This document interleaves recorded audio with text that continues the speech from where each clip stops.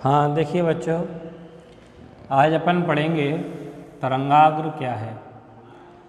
जैसे नाम से ही पता लगता है तरंगाग्र। तरंग, जैसे मैंने पिछली क्लास में आपको समझाया था, तरंग क्या होती है? ऊर्जा संचरण की विधि, यानी इसमें विक्षोभ एक श्रृंखला के रूप में ऊर्जा को आगे ट्रांसफ़र करते हैं। उस विधि का नाम तरंग है। अब तरंग जिस रूप में आगे बढ़ती है, तरंग प्लस अग्र, तरंगाग्र, वेव फ्रंट। तरंग जिस रूप में आगे बढ़ती है, जिस आकृति के रूप में उसका आगे संचरण होता है, या एनर्जी का संचरण होता है, या विक्षोभ का संचरण होता है, उसको हम कहते हैं तरंगाग्र। जैसे मैंने पिछली क्लास में बताया था, जल का एग्जाम्पल लेके बताया था कि नहीं, कि जब जल के पृष्ठ पर हम कोई कंकड़ गिराते हैं, शांत जल में कोई भी कंकड़ जब गिराते हैं, तो कंकड़ गिरने के स्थान पर क्या उत्पन्न होता है? विक्षोभ, डिस्टरबेंस।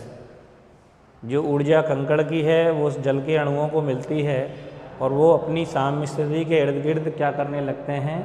सरल आवर्त कंपन। तो जहाँ कंकड़ गिरता है वहाँ माध्यम के कण यानी जल के कण सरल आवर्त कंपन करते हैं अपनी जगह पर, लेकिन एनर्जी को विक्षोभ के रूप में ट्रांजैक्ट करते हैं। तो उसके चारों तरफ हमें क्या दिखाई देता है? एक वृत्ताकार घेरा दिखता है कि नहीं? वो वृत्ताकार घेरा किस चीज़ का संकेत होता है? कि यहाँ से जो विक्षोभ उत्पन्न हुआ, वो विक्षोभ केवल यहाँ सीमित नहीं है, वो आगे ट्रांसफ़र हो गया, यहाँ पहुँच गया, यहाँ से ट्रांसफ़र होके यहाँ भी पहुँच गया, यहाँ से ट्रांसफ़र होके यहाँ भी पहुँच गया, यहाँ से ट्रांसफ़र होके यहाँ भी पहुँच गया, यहाँ से ट्रांसफ़र, ये सब जगह पहुँच जाता है। क्योंकि जल का पृष्ठ एक समतल के रूप में है, इसलिए विक्षोभ संचरित होंगे उस तल में ही, यानी जल के पृष्ठ पर, और सारे विक्षोभ एक साथ संचरित होते हैं। यहाँ जो विक्षोभ उत्पन्न हुआ वो एक साथ चारों दिशाओं में गमन करेगा और सबका वेग समान होगा।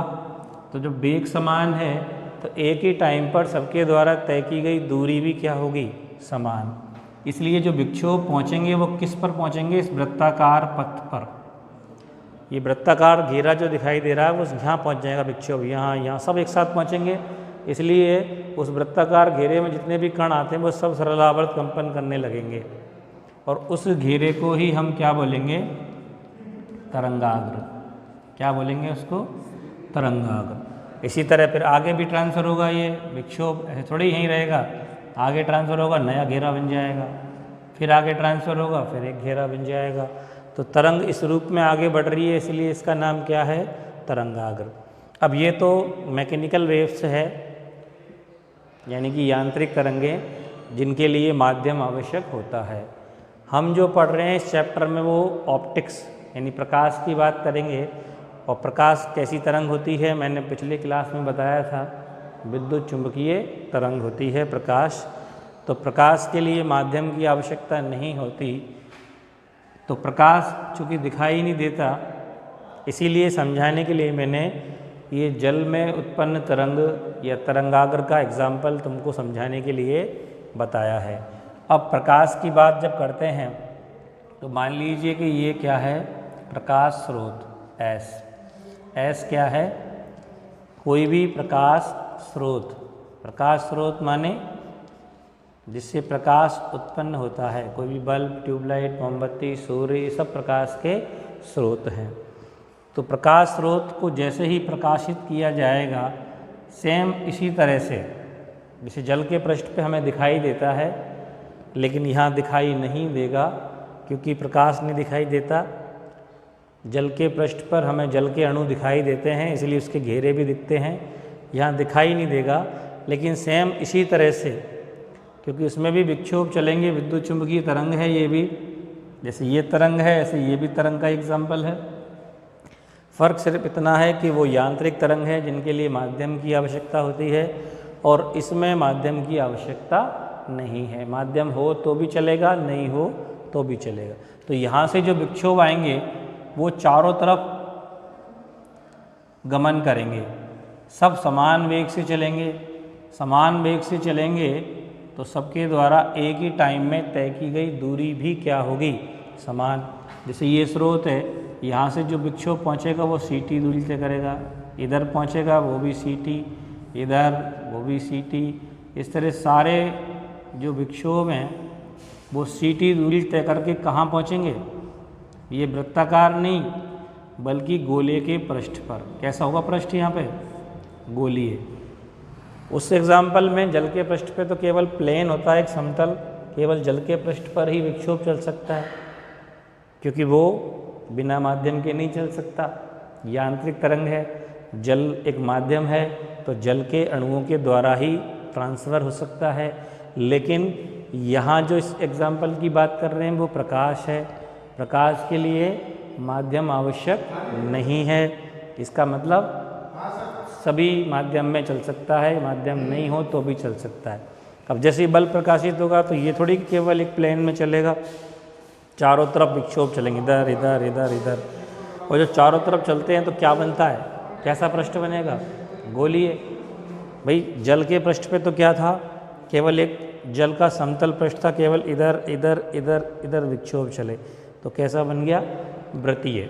लेकिन जब प्रकाश की बात कर रहे हैं तो वो इधर इधर इधर सब जगह जाएगा।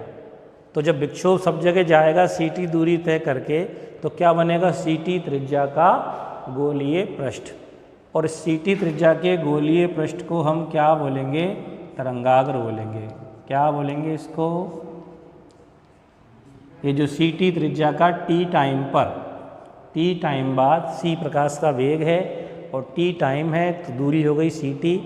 तो t टाइम पर हमें ct त्रिज्या का एक गोलीय पृष्ठ मिलेगा जिस पे सारे विक्षोभ होंगे। यानी यहाँ से उत्पन्न विक्षोभ t टाइम बाद कहाँ पहुँच गए, सब इधर इधर इधर इधर एक साथ पहुँचेंगे। सब सारे विक्षोभ क्या पहुँचेंगे, एक साथ, क्योंकि सबकी दूरी सेम है। एक ही टाइम पे एक ही दूरी तय करके पहुँचेंगे तो एक साथ ही पहुँचेंगे ऑब्वियसली। इसका मतलब इस पृष्ठ पर जितने भी विक्षोभ यहाँ से उत्पन्न होकर पहुँचे वो सब समान कला में और एक साथ पहुँचेंगे। तो इसलिए इस पृष्ठ को हम क्या बोलेंगे, तरंगाग्र। तो डेफिनेशन क्या बनी इसकी, किसी प्रकाश स्रोत के चारों ओर वह काल्पनिक पृष्ठ, किसी प्रकाश स्रोत के चारों ओर वह काल्पनिक पृष्ठ जिसके सभी बिंदुओं पर, सभी मतलब ऑलमोस्ट सब, चारों तरफ इधर इधर इधर इधर, जिसके सभी बिंदुओं पर विक्षोभ एक साथ और समान कला में पहुँचते हैं, क्या कहलाता है, तरंगाग्र। समझ गए, एक बार दोबारा से सुन लीजिए। किसी प्रकाश स्रोत के चारों ओर वह काल्पनिक पृष्ठ, काल्पनिक इसलिए कह रहे हैं कि रियल में कोई पृष्ठ तुम ढूंढने शुरू कर दो कहाँ है पृष्ठ, ऐसा कुछ भी नहीं है। काल्पनिक के माना कि ये t टाइम पे ये, और माना में 1 सेकंड बाद का भी मान सकते हैं, 2 सेकंड बाद का मान सकते हैं, 3 सेकंड बाद का मान सकते हैं। तो बहुत सारे पृष्ठ हो सकते हैं। इसलिए एग्जैक्टली कोई पृष्ठ के ये ढूंढो कि ये रहा कहाँ है, वो ऐसा नहीं है। इसलिए हम क्या बोल रहे हैं, काल्पनिक पृष्ठ। तो किसी प्रकाश स्रोत के चारों ओर वह काल्पनिक पृष्ठ जिसके सभी बिंदुओं पर विक्षोभ एक साथ और समान कला में पहुँचते हैं, क्या कहलाता है, तरंगाग्र। अगले टाइम पे दूसरा विक्षोभ हो सकता है, दूसरा गोला बनेगा ऐसे। अगले टाइम पे भाई ये 1 सेकंड बाद या 1.5 सेकंड बाद फिर कोई दूसरा 1.5 सेकंड बाद विक्षोभ आगे बढ़ेगा कि नहीं, ये सारे विक्षोभ आगे बढ़ेंगे, एक ही वेग से बढ़ेंगे सारे, एक ही माध्यम है तो एक ही वेग होगा सबका, एक ही वेग से सब बढ़ेंगे आगे तो नया गोला बन जाएगा, नया तरंगाग्र। फिर और आगे बढ़ेंगे 4 सेकंड बाद, तो 4 सेकंड बाद विक्षोभ सारे के सारे यहाँ इस पृष्ठ पे पहुँच जाएंगे। ऐसे चलता रहेगा आगे, क्योंकि विक्षोभ तो रुकने वाला थोड़ी है, संचरित होता रहेगा जब तक माध्यम या निर्वात हो तब भी चलेगा। तो अगले गोले के पृष्ठ पे पहुँच गए, ये भी तरंगाग्र हो गया। तो अलग अलग टाइम पे ये तरंगाग्र हैं, सब चलते रहेंगे, आगे बढ़ता रहेगा बढ़ता रहेगा। और प्रकाश की वेलोसिटी 3×10⁸ होती है, तेज़ी से फैलता है। ऐसे है नहीं कि एक एक करके तुम देखो ये आया फिर दूसरा, इसमें तो फिर भी वेलोसिटी कम होती है, क्योंकि ये तो मैकेनिकल वेव से इनकी वेलोसिटी मीडियम पे डिपेंड करती है। इसलिए तो तुमको दिखाई देते हैं ये घेरा बना फिर तीसरा आराम आराम से बनते हैं। इसमें तो फटाफट काम होता है क्योंकि वेलोसिटी बहुत ज़्यादा है इसलिए। तो ये तरंगाग्र है गए। एक बार दोबारा से समझ में आ गई बात तुम्हारे।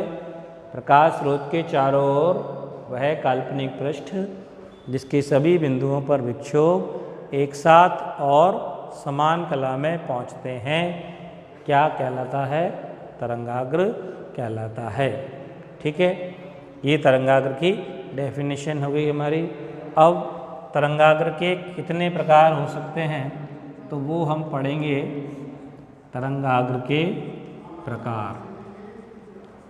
तरंगाग्र के प्रकार, पहला प्रकार है गोलीय तरंगाग्र। तो अगर तरंगाग्र की आकृति कैसी है, अगर तरंगाग्र की आकृति कैसी है? गोलाकार, तो गोलीय तरंगाग्र। ये कब होगा? यदि प्रकाश स्रोत कैसा हो? प्रकाश स्रोत कैसा हो? या तो बिंदुवत, बिंदु जैसा छोटा, या फिर गोलीय। अगर प्रकाश स्रोत बिंदुवत या गोलीय हो तो उसके चारों तरफ विक्षोभ चलेंगे, समान वेग से गमन करेंगे, तो निश्चित रूप से विक्षोभ जिस पृष्ठ पर पहुंचेंगे समान दूरी तय करके, वो निश्चित रूप से कैसा होगा? गोलीय ही होगा। चारों तरफ जब समान दूरी तय करके विक्षोभ पहुंचेंगे तो जिस पृष्ठ पर पहुंचेंगे वो पृष्ठ कैसा होगा? गोलीय होगा। इसलिए तरंगाग्र भी कैसा बनेगा? गोलीय तरंगाग्र। तो अगर प्रकाश स्रोत बिंदुवत या गोलीय है तो तरंगाग्र की आकृति गोलीय होगी। दूसरा जो प्रकार है वो है बेलनाकार। तो बेलनाकार तरंगाग्र कब बनेगा? तरंगाग्र की आकृति कैसी हो? बेलनाकार। तो प्रकाश स्रोत अगर कैसा हो? रेखीय, जिसे रेखा के रूप में स्रोत है, ये प्रकाश स्रोत है तो रेखा के रूप में है, तो प्रकाश स्रोत कैसा हो? या तो रेखीय हो या फिर हो बेलनाकार। तो अगर प्रकाश स्रोत रेखीय होगा या बेलनाकार होगा तो इससे जो विक्षोभ चलेंगे, जैसे कि ये चौक हो सकती है, ये चौक बेलनाकार स्रोत है, इसको प्रकाशित किया तो इधर इधर इधर विक्षोभ चलेंगे, तो वो जो विक्षोभ एक साथ पहुंचेंगे, मान लो सी वेग से प्रकाश चल रहा है, टी टाइम में सी टी दूरी तय करेगा विक्षोभ इधर इधर इधर, तो किस पृष्ठ पे पहुंचेंगे? वो पूरे इसके चारों तरफ पृष्ठ आएगा, तो वो कैसा पृष्ठ बनेगा? बेलनाकार बनेगा निश्चित रूप से। तो इसलिए तरंगाग्र की आकृति कैसी हो जाएगी? बेलनाकार हो जाएगी। तो ये पृष्ठ जो बनेगा बेलनाकार बनेगा। तो तरंगाग्र कैसी होगी? जैसे सी टी दूरी तय करके पहुंचेंगे सब विक्षोभ, इधर ये सी टी, ये सब सी टी हैं, यानी सी टी त्रिज्या का क्या हो गया? बेलनाकार पृष्ठ। ये सब सी टी त्रिज्या के क्या हो गए? बेलनाकार पृष्ठ। तो अगर प्रकाश स्रोत रेखीय या बेलनाकार है तो तरंगाग्र की आकृति कैसी प्राप्त होगी? बेलनाकार। इसलिए क्या कहलाएगा? बेलनाकार। तो मूल रूप से तो दो ही प्रकार हैं, गोलीय और बेलनाकार। एक थर्ड प्रकार जो है वो इस विशेष स्थिति में है, हालांकि मूल तो केवल कौन है? गोलीय और बेलनाकार। तीसरा क्या? समतलीय तरंगाग्र कह सकते हैं। तो ये एक विशेष स्थिति है, वो दोनों में से किसी की हो सकती है, इसकी भी और इसकी भी। जैसे प्रकाश स्रोत बहुत दूर है, जैसे कि प्रकाश स्रोत है बिंदुवत है या गोलीय है। प्रकाश स्रोत कैसा है? बिंदुवत है या गोलीय है, लेकिन बहुत दूर है, ऑब्जर्वर बहुत दूर है, प्रेक्षक बहुत दूर है, तो इस तक पहुँचते पहुँचते तरंगाग्र की आकृति कैसी हो जाएगी? समतलीय। कैसे होगी? जैसे मान लो बिंदु स्रोत है, गोलीय तरंगाग्र है, तो पहला पृष्ठ तो ये हो गया इसका, ठीक है। फिर और बड़ा गोला हो जाएगा अगले टाइम पर। तो जैसे जैसे गोले की त्रिज्या बढ़ेगी, यानी आकार बढ़ेगा, इसकी वक्रता घटती जाएगी। ये और बड़ा गोला आएगा, ये और बड़ा गोला हो जाएगा। फिर और बड़ा गोला।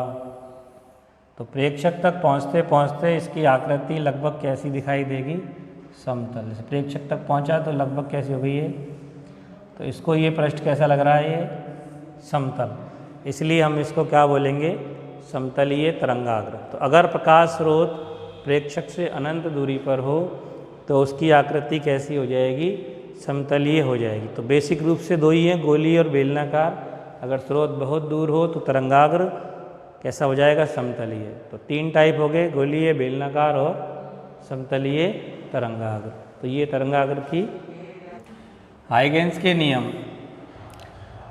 वेव ऑप्टिक्स में अपने को तरंग प्रकृति के आधार पर प्रकाश का अपवर्तन, परावर्तन, व्यतिकरण, विवर्तन, इन सब की स्पष्ट व्याख्या हाइगेंस के नियम के आधार पर करनी है।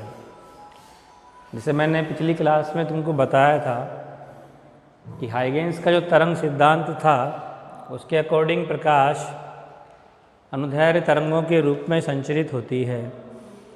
हालांकि बाद में ये प्रूफ हो गया कि तरंगें अनुदैर्घ्य नहीं हैं, अनुप्रस्थ है, क्योंकि विद्युत चुम्बकीय प्रकृति की तरंग होती है।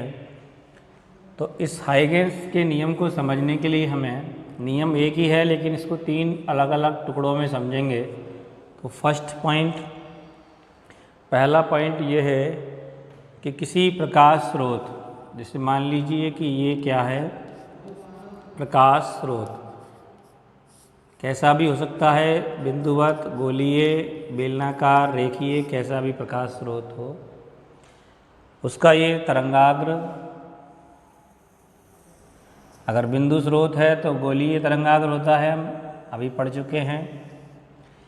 और अगर रेखीय स्रोत है तो बेलनाकार तरंगाग्र होगा। पूरा तरंगाग्र हमने दिखाया नहीं है, पीछे का हिस्सा नहीं दिखाया, केवल आगे के हिस्से से मतलब है समझने के लिए, इसलिए केवल आगे वाला हिस्सा ही हमने दिखाया है। तो किसी समय, किसी भी टाइम पर, जैसे मैंने पहले बताया ना, टी टाइम पर ct दूरी तय करके विक्षोभ यहाँ पहुँचेगा, तो किसी टाइम पर ये एक तरंगाग्र है, इसका नाम लिख देते हैं AB। इस दिए गए तरंगाग्र को हम बोलेंगे प्राथमिक तरंगाग्र। क्या बोलेंगे इसको? प्राथमिक। प्राथमिक कोई भी हो सकता है, जहाँ से शुरू कर रहे हैं अपन वो प्राथमिक, पहला जिसको ले रहे हैं वो प्राथमिक है। ऐसा कुछ नहीं, यहाँ भी हो सकता था प्राथमिक, आगे वाला भी प्राथमिक ले सकते हैं। तो हाइगेंस के नियम के अकॉर्डिंग फर्स्ट पॉइंट क्या है?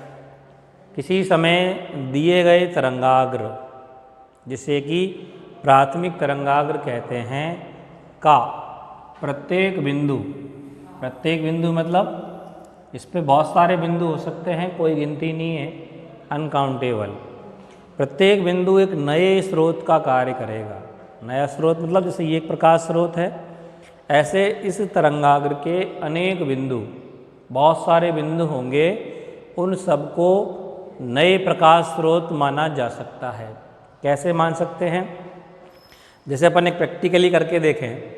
मान लो कि एक बल्ब प्रकाशित है, उसके सामने हमने छलनी रख दी और छलनी में 50 छिद्र हैं, बाकी जगह अंधेरा कर दो, बल्ब का प्रकाश केवल छलनी से होकर गुजरे, तो हम देखेंगे कि छलनी के जो 50 छिद्र हैं वो सब 50 छिद्र नए बल्ब की तरह कार्य करेंगे कि नहीं? छोटे छोटे 50 बल्ब, यानी कि 50 नए स्रोत हो गए। फिर उन 50 नए स्रोतों से नया प्रकाश निकलेगा। तो इसी तरह से जो दिया गया तरंगाग्र है, जिसे हम क्या कह रहे हैं? प्राथमिक तरंगाग्र, इसका प्रत्येक बिंदु एक नए स्रोत का कार्य करेगा।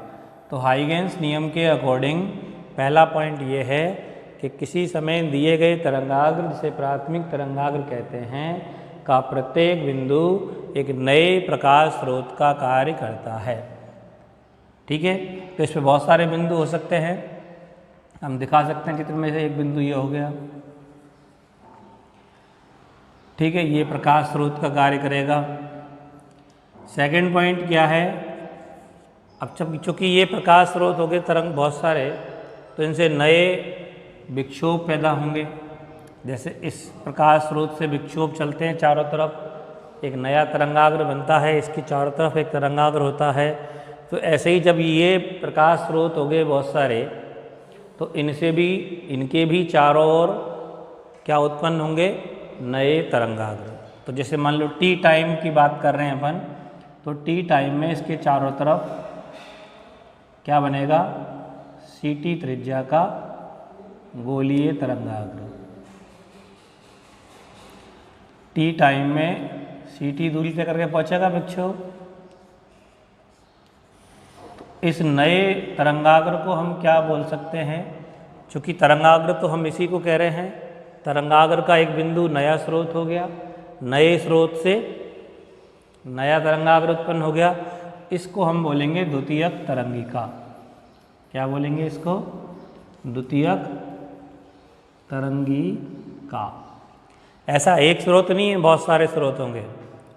तो एक ही टाइम पर ct त्रिज्या के बहुत सारे गोले ऐसे बना सकते हैं अपन, क्योंकि बहुत सारे स्रोत होंगे और सभी स्रोतों से एक ही टाइम पर एक साथ विक्षोभ उत्पन्न होंगे, समान वेग से चारों दिशाओं में संचरित होंगे। समान वेग से होंगे तो सब समान त्रिज्या के गोलीय तरंगाग्र बनाएंगे इस तरह से। तो ये समान त्रिज्या के सब गोलीय तरंगाग्र होंगे। ऐसे ही तीसरा बना सकते हैं हम, तीसरा स्रोत हो गया ये। फिर चौथा बना सकते हैं ऐसे ही,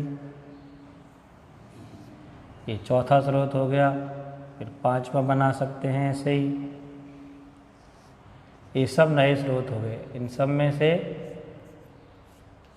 सब ct दूरी तय करेंगे, क्योंकि एक साथ ही तो होंगे सभी है। ऐसा थोड़ी है कि पहले ये प्रकाशित होगा, ये तरंगाग्र उत्पन्न करेगा, फिर ये सब एक साथ, क्योंकि सब एक ही तरंगाग्र के नए स्रोत हैं। इसलिए इन सभी में से ct त्रिज्या के विक्षोभ एक साथ सभी दिशाओं में संचरित होंगे। इसलिए ये नई द्वितीयक तरंगिकाएँ कहलाएंगी सब। कितनी त्रिज्या के गोले हैं सभी, ct त्रिज्या, A B C D E, और भी बहुत सारे हो सकते हैं। तो हाइगेंस के नियम का पहला पॉइंट क्या है, किसी समय दिए गए तरंगाग्र, जिसे क्या बोलेंगे, प्राथमिक तरंगाग्र का प्रत्येक बिंदु, प्रत्येक में बहुत सारे हो सकते हैं, नए स्रोत का कार्य करते हैं।